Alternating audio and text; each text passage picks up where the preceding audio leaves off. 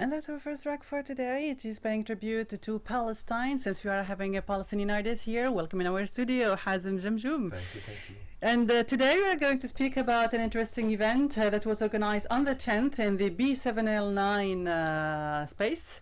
And for that, Karim Soltan is going to tell us more about what happened, about the interaction of the public with the artists and how it was. But actually, for those who missed the event on the 10th of December, still there is another one tonight, he said. So can you tell us what is the on the 10th? I mean, here we are celebrating human rights on the 10th of December, and I suppose there was kind of very interesting exchange that was right there during the event.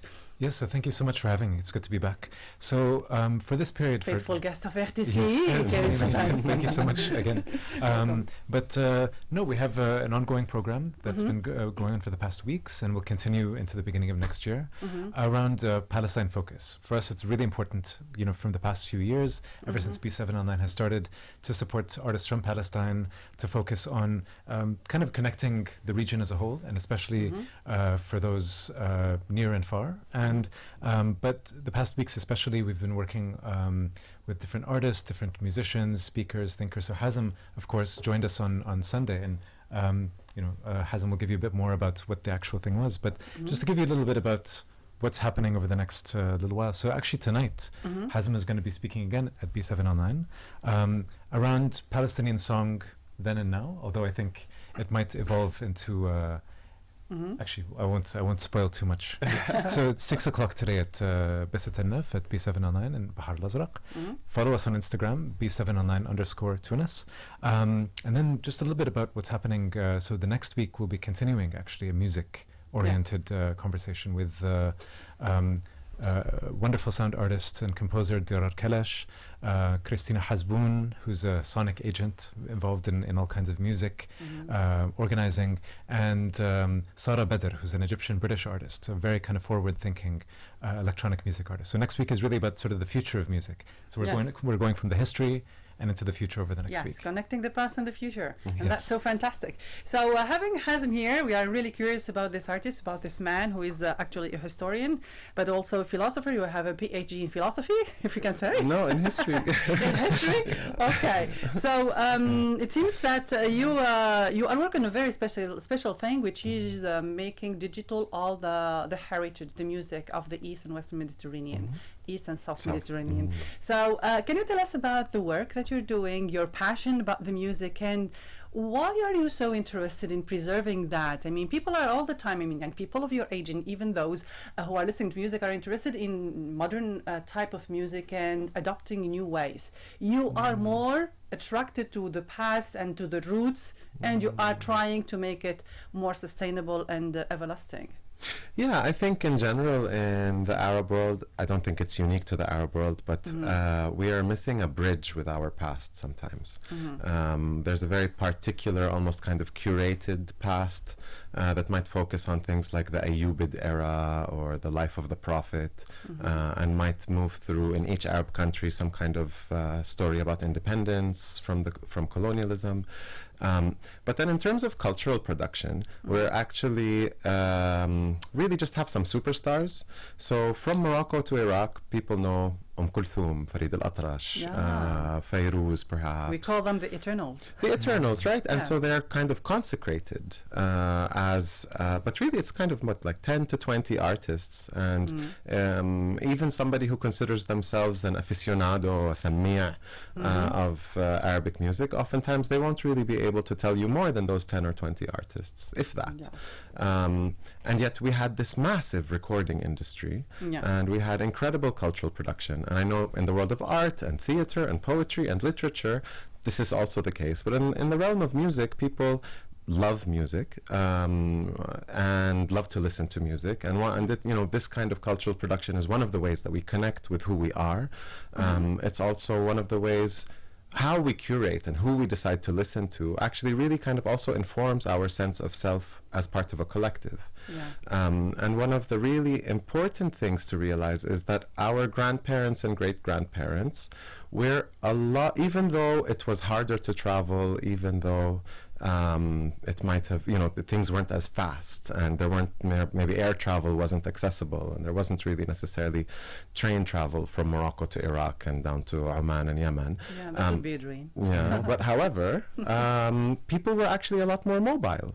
Even within their countries. I mean, I imagine that our grandparents, Tunisians' grandparents, probably traveled around Tunis more than our generation does, for example. And definitely, when we hear the stories of our grandparents, it's like, they went and they worked in Libya, and for a while they were in Kuwait, and they visited Damascus. And, we discover these stories about our grandparents, and they're much more worldly than we are, and it's almost like that's been replaced with our screens. It's like we are international because we have satellite television and social media. We don't feel that we need to travel. We have everything. Everything we have on our screens. National Geographic. We have everything. Yeah,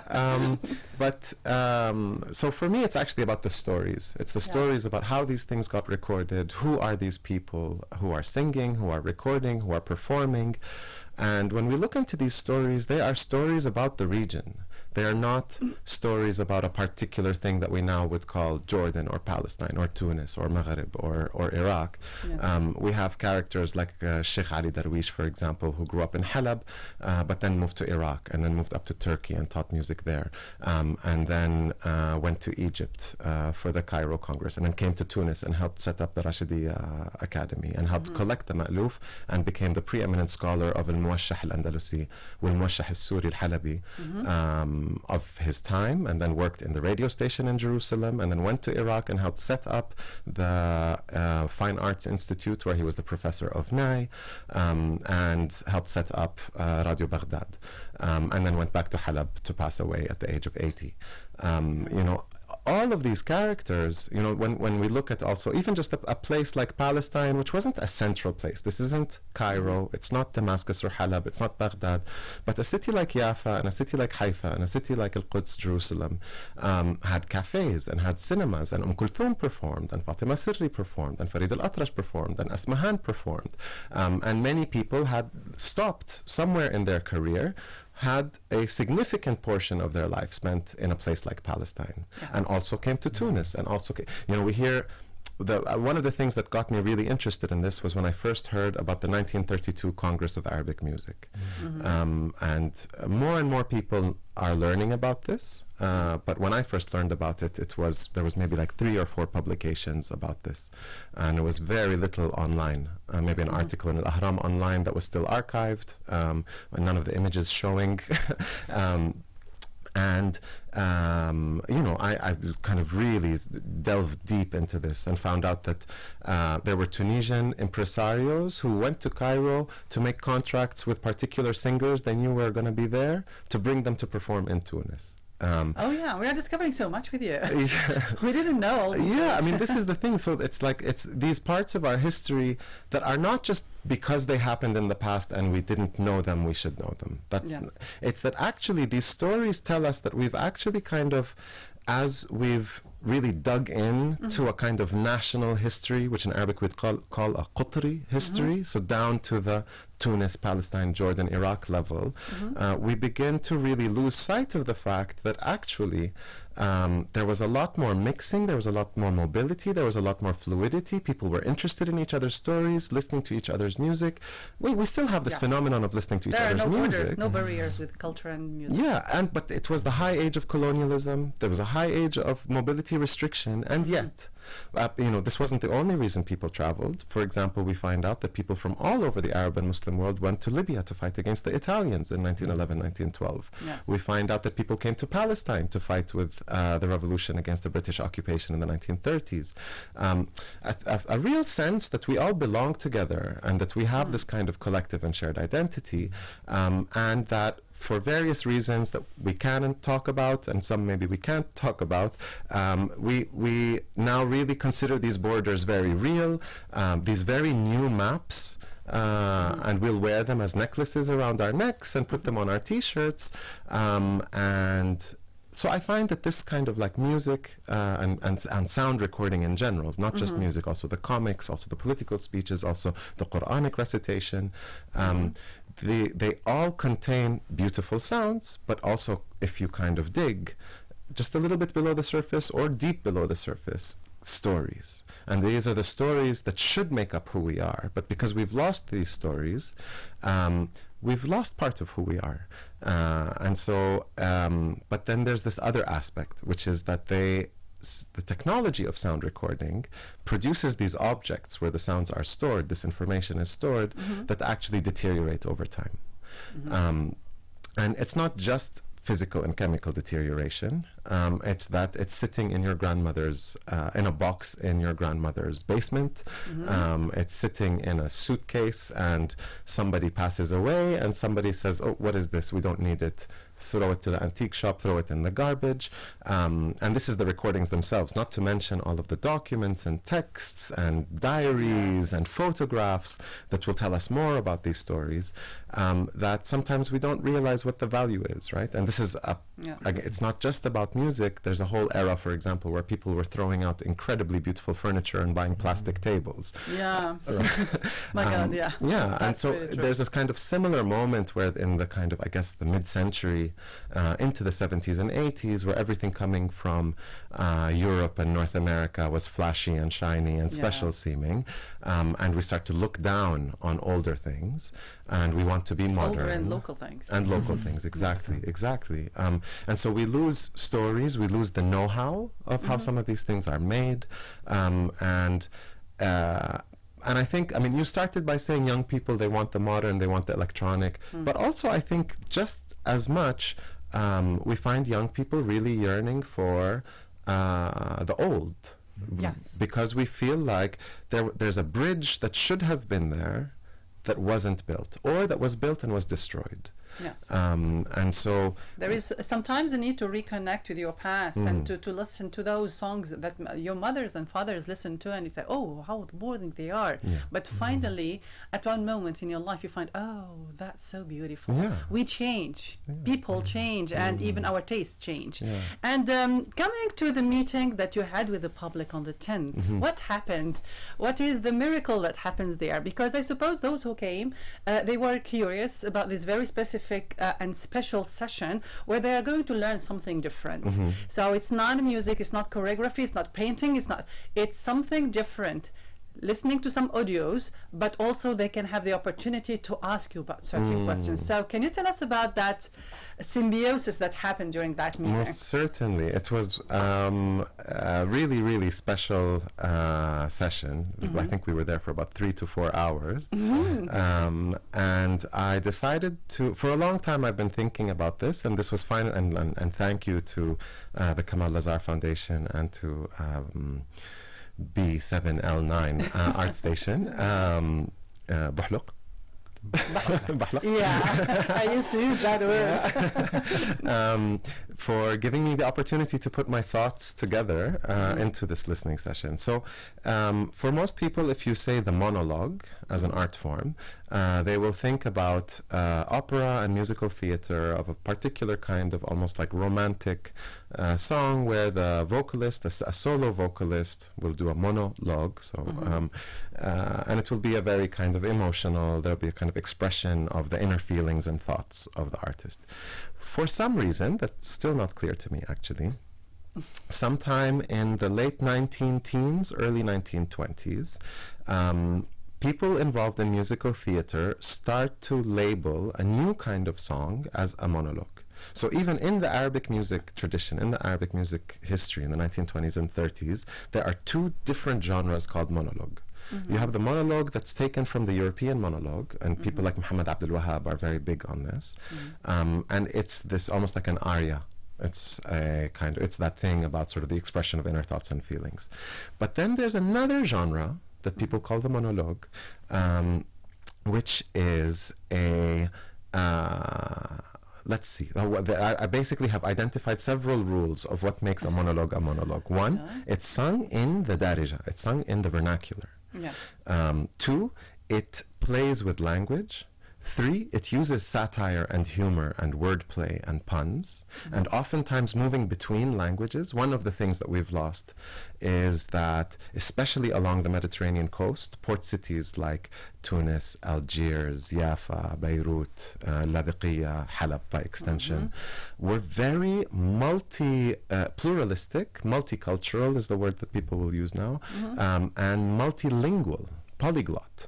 So you had massive Italian and Greek and Armenian and Shami communities, Jewish communities, Christian communities, Muslim communities, local communities, people coming up from the African continent, coming down from the North Mediterranean, working in the docks, working, and so you have this incredible mixing of languages and cultures and ideas and art forms. And so this monologue plays with that. Someone like Sayyid Darwish in Egypt and Alexandria is a very typical example of these port cities, maybe even the example of this much mixing, because you have a city that's majority Italian, Greek, Armenian, Jewish, etc., Shami, vast majority actually. And you have anarchists and socialists and communists and conservatives and people who don't want to have anything to do with politics and people who just want to make it to the next day. But we listen to some of these Sayyid Darwish songs, and it's not just wordplay in Egyptian or Alexandrian Arabic or Cairo Arabic. He's playing with words between Greek and Italian and Arabic and Armenian accent, Arabic and Shami accent, Arabic and Sudanese accent, Nubi accent, as well as the Cairo and Alexandria words. And most importantly, it is addressing social, political, cultural, economic issues. And for the most part, these are issues that have to do with the anxiety about the change in the society that we can relate to capitalism and modernity. Yeah. Women in the public space, women showing up where you can see their skin, cars and speed. Technology. The fascination with the West. One of the songs I played is a song by Musa Hilmi called Kulshi Frinji Brinji. Frinji means Frankish, so European, Faranji. And Brinji is Turkish is another major word, of course. We're talking about the Ottoman era. Brinji, it means like shiny, which comes to mean good. So everything from Europe is shiny and good. And of course, it's very sarcastic. Very interesting. And so the monologue is really kind of tied into the... So people usually remember Sayyid Darwish as somehow like a political singer. Sayyid Darwish was a musical theater musician. 90% of Sayyid Darwish's work is for musical theater. And he's working with people like Munir al-Mahdiya and Salam Ahgazi and these kind of giants of musical theater, and he was one of these giants. And of course, Sayyid Darwish, most of his musical training happens in Aleppo, in Halab, Syria. And one of his main teachers is Sheikh al-Mullah Uthman al-Musalli from Mosul in Iraq. It's just like an example about how these people are moving. But typical. This is the thing, is nothing exceptional about this for the time. Now it would be exceptional.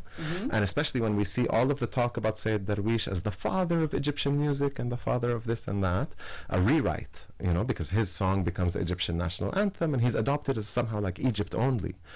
But Sayyid Darwish is not Egypt only. Sayyid Darwish is very much a product of the region as a whole. When you talk about a city like Alexandria, you have people who are there from Fas and Tunis and Jazair and Benghazi and Jaffa and Haifa and Gaza and Beirut and Ladiqiyya. And that's just talking about the port cities, not to talk about Armenian refugees from the genocide, not to talk about, right? So, but what's very fascinating about this genre of the monologue is it starts to move. As Egyptian, one theory is that as Egyptian musical theater troupes start to tour with people like Salam Ahgazi, Munir al-Mahdiya, Sayyid Darwish's songs as well, Kamil Khula'i, Dawood Husni, these people and their compositions are moving to places like Damascus and Halab and Yemen and Sudan and then from there moving on to places like Iraq and Tunis and Jazair.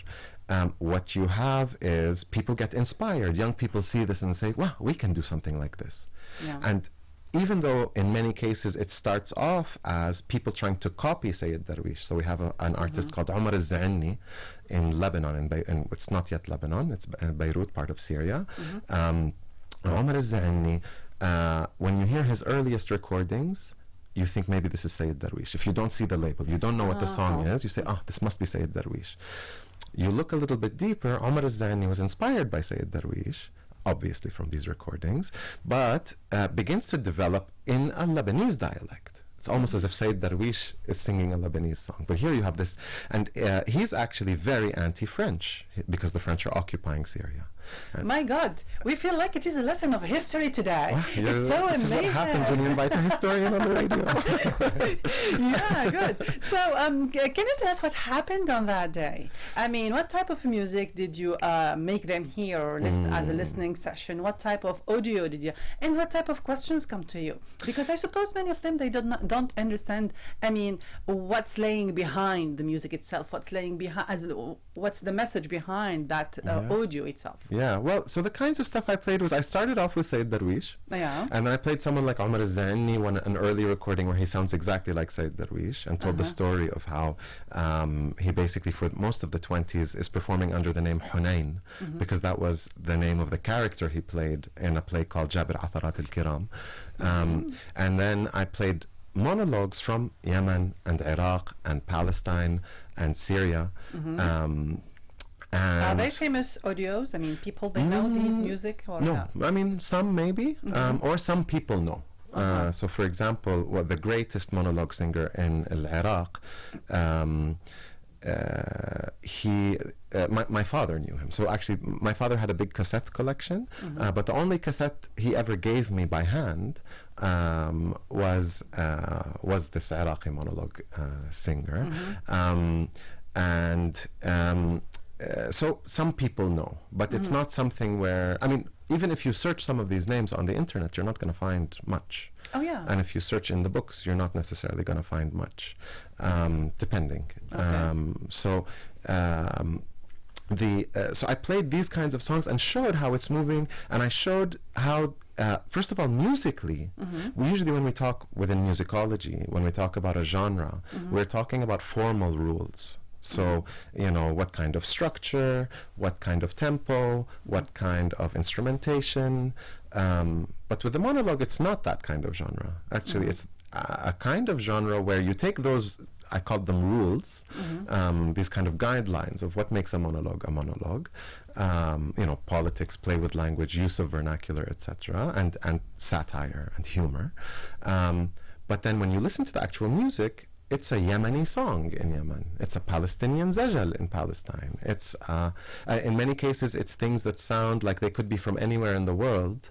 Sometimes they sound like even like children's songs. Very simple melodies in many cases. Very catchy melodies in many cases. You know, everybody left the session, I think, with one of the songs stuck in their heads. I suppose. And different people had different songs stuck in their heads. But they had, because they're very catchy and very kind of repetitive and simple. So they're pop songs is another way to think of them. They're very similar to the ta'tu'a, which is a genre that comes very popular in the 20s and 30s because it fits on the very limited recording space that you have on the old 78 RPM discs, the shellac discs, which only fit 3 minutes on a side. So the ta'tu'a was perfect at the time. And you can think of the monologue as a kind of ta'tu'a that is doing social satire or political satire. So I think the audience, first of all, the audience was very mixed in terms of age. For example, we had Si Munir Hitati, who is probably the first professional sound archivist in the Arab world, because he was in 1992 chosen to be the sound archivist for Qasr al-Najm al-Zahra when the Tunisian government decided to house the National Sound Archive in Qasr al-Najm. And so Si Munir had the honor and privilege, and we are all lucky that this was the case because he's brilliant. He's here in the city as well. And he's here in Tunis, yeah, of course. And so he was sitting in the front row. He'd even brought some of his recordings with him and some of his publications with him. And he gave me a tour of Qasr al-Najma yesterday, which was such an honor. So, Si Munir, if you're listening, again, my gratitude. So he was there, and he was trying to also kind of think about how because actually, I told Karim even before I came that I want to spend a part of the session asking the audience what in the Tunisian experience is similar to the monologue. And so Simonir was talking about الأغنية الفكاهية, and was thinking through some of who would be the musicians at the time who were listening to Sayyid Darwish, who were also trying to bring in humor and socio-political commentary through their songs, and of course there are many, and so he had a lot. But then you also had younger people who were just kind of, this was all new. Yeah, so very discovering. Yeah, so for someone like Simonir, a lot of the singers' names would have been familiar. Yeah. And he had, of course, knew about Fan al-Monologue. But even for him, he, you know, I mean, there's nothing written about this. So, or if it is, and this is actually something that relates to something we were saying earlier, if you search Fan al-Monologue online, you will find it written about as Fan al-Monologue, and then you'll read and it'll be just about Egypt, or just about Algeria, or just about Syria. But nothing that's really tracing how this stuff moves. And this is one of the major problems. I see it as a problem. Not everyone's going to see it as a problem. But I think one of the major problems we have with the way that we look at this past is that in history we talk about it as methodological nationalism. Your method is already nationalist because you start with the assumption that these present-day borders meant something very fixed in the period that you're looking at. So you're trying to talk, for example, about Egyptian nationalism, but you start with the idea of Egypt. But if you do that, you're already asking the wrong questions because you're already setting limits to what you're going to look at. So if you come and you just want to talk about fan al-monologue في السينما المصرية, the art of the monologue or the genre of the monologue in Egyptian cinema, then you're already just going to be looking at a very particular set of materials. But if you kind of take 20 steps back and try to look at the region as a whole, and even include Turkey and Iran and Southern Europe and kind of Central Africa, whether West or East Africa, and then you start to realize that also you need to start looking at the Indian Ocean world, because people in Yemen or Iraq or the Gulf, they are very much people who are traveling between the East African coast, the peninsula, the Arab Peninsula, and India.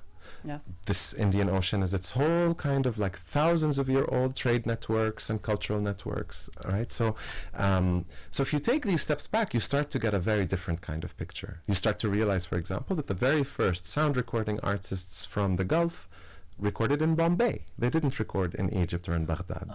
You start to realize that many of these singers and musical motifs were coming from East Africa. And who was bringing them from East Africa? Enslaved people who were working on the ships.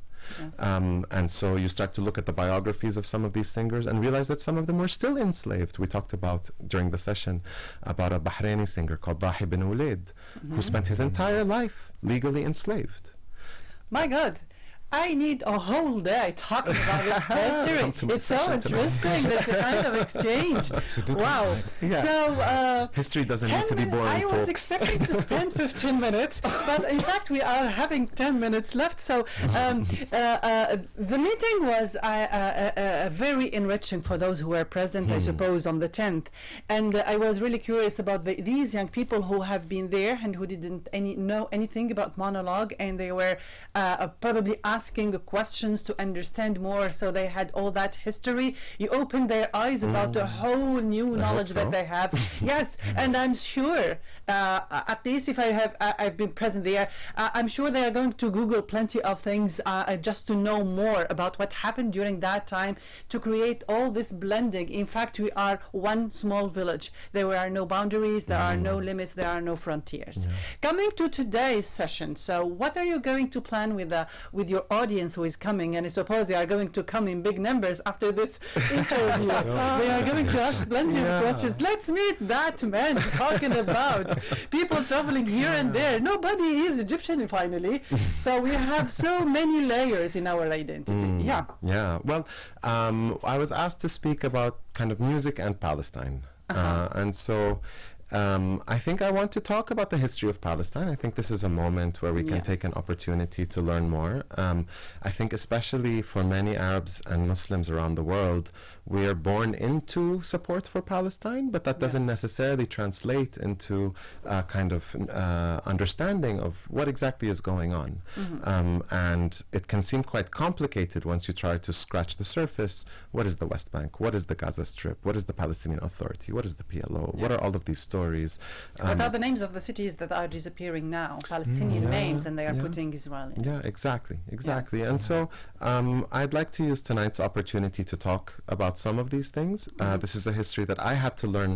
I grew up Palestinian, but I didn't learn most of this stuff. I wouldn't have been able to tell you what's the West Bank and what's Sab'a Sittin and what's 82 and what's all of these numbers and places and words that if you don't have the context, it all seems very kind of murky and obtuse and cloudy somehow. But I think there is a way to tell the story through music. And there is a way to tell the story of the music alongside this history.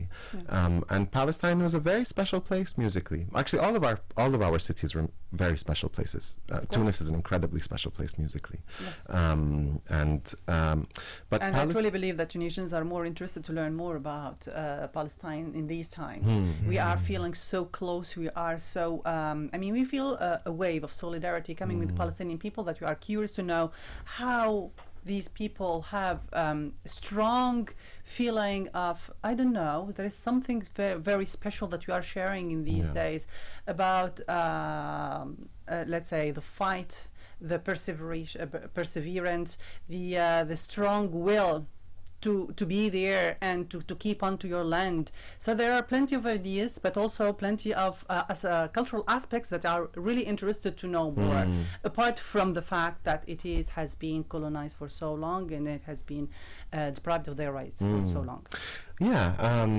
So I think, like, one of the some of the kinds of things is when we very first started this conversation, I said, people will be able to mention maybe like 10 to 20 at most sort of musicians from the early 20th century, and almost no one will be able to mention a Palestinian singer from before 1950. And so I want to kind of talk about that and why it happened, and actually part of the reason is radio. Palestine was one of the preeminent centers of radio broadcasting in the region, and so many Palestinian artists, instead of looking for careers which involved doing sound recording for the big recording companies, they moved into broadcast. Which at the time was not recorded so much, unless it was an in-studio recording on a kind of format that's called an instantaneous disc, which nobody has access to anymore. It's one of the most fragile and high-risk, what we would call acetate or lacquer discs. They're really, really scary because a little bit of humidity and it starts to deteriorate. So the idea of preservation is very complicated with these things. But even then, you would only a radio station would only record something like that if you're bringing in a Smahan to pre-record something that you're going to broadcast later. Very, very specific cases. Exactly, and you would only broadcast it 2, 3, 4 times maximum. And so we don't have much that survives from the radio stations. We actually have almost nothing that survives from Palestine broadcasting or Near East. And even if it survived, with these latest bombings, they left nothing. Here it's totally erased. But let's hope that we are going to connect with Palestine tonight. When is the event and where is the venue? So B709 Art Station in Bahar al-Azraq in the north of Tunis, 6 o'clock. So we hope you can make it there in person, because that'll give you a chance to speak with Hazem, engage with one another. I'm sure there's going to be many, many questions. But we are planning a live stream. So for those can tune in on our social media channels, be sure to check out our Instagram, B709_Tunis. So there'll be a couple of different ways to engage, but we hope that you can make it in person. Yeah, we hope so. And you are going to have this great artist, Hazem Jamjoum. We are learning so much from you, and it's really amazing to be there and to talk with you about so plenty of ideas. Moving from music to history, it's so easy. For me, we see things in a different way with different perspectives, and everything is connected. Actually, don't miss the opportunity, because he's traveling, guys. So today is your last. That's right. Tomorrow morning I'm out, but this will not be my last time in Tunis. I caught the bug. I'm addicted now. He visited Tunisia he's visiting Tunisia for the first time, and we hope it's not the last. And don't miss this opportunity. It's really fantastic. We almost reached the end of today's English program. I hope that you enjoyed this interview. We are going to continue with the last track for today. Thank you, Hazem, for being here, and thank you, Karim Soltan, for providing this opportunity to meet such artists, leaving you the rhythm, nothing else but the rhythm. Enjoy. Little do you know how I'm breaking.